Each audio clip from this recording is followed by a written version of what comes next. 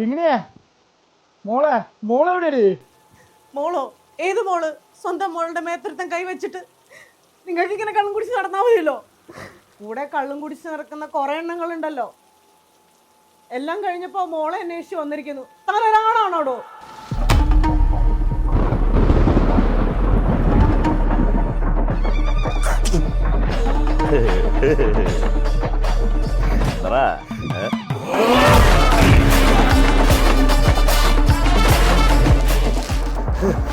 Huh?